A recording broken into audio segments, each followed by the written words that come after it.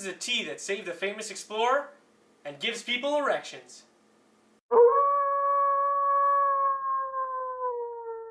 So this is pine tea. I basically just put bark inside of a percolator and let it sit on the hot plate, and it turns a nice amber color. This drink is very high in vitamin C, and I'd like to share with you a little bit of its history. So our story picks up in the 11th of October 1535, where Jacques Cartier is traveling in the New World down the St. Lawrence near present-day Quebec City. We've reached Donnacona today. The men are tired and the weather is getting very cold now, so we decide to spend the winter here. Starting from next week, we will start gathering everything necessary for our survival. The 14th of November, 1535. I must note in this diary the weather is getting worse now. It is getting extremely cold.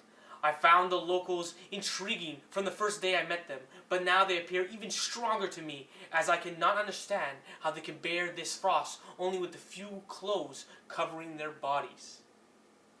And this is going to play a huge role in what's going to save Jacques Cartier and his men. On the 23rd of December, 1535, apparently we will spend this Christmas weeping over our dear sailors who were taken away from us. This strange illness is spreading among us. It first started between the locals, and now even we are getting it. It already killed over 50 locals, and more than half of us are weak and close to the edge.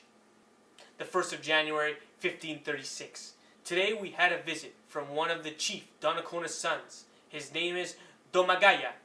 He brought with us the local cure, Aneda, that is supposed to make this mysterious illness vanish.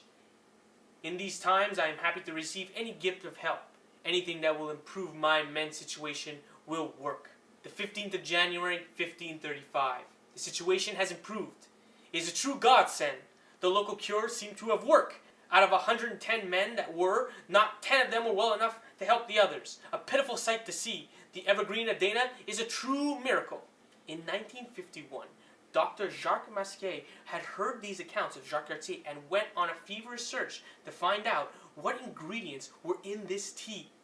He was able to extract a compound from the bark of the European coastal pine tree, and he patented the process and named the compound picinijol. Now, picinijol seemed to be a wonderful miracle drug. It cured menopausal symptoms. It cured menstrual cycle symptoms. It cured ADHD. And it cured erectile dysfunction, all while slowing the aging process, maintaining beautiful skin, improving athletic endurance, and fertility. Now, all parts of this tree could be used to make this tea. You can use the needles, you can use the pine cone, you can use the pollen sacs, or you can use the bark. And I would recommend that in the wintertime, you should want to use the bark. Approach the tree and check to see which part of the bark will just flake off easily. Collect a few strips and pour some boiling water over it. And you'll be surprised how good this tea actually is.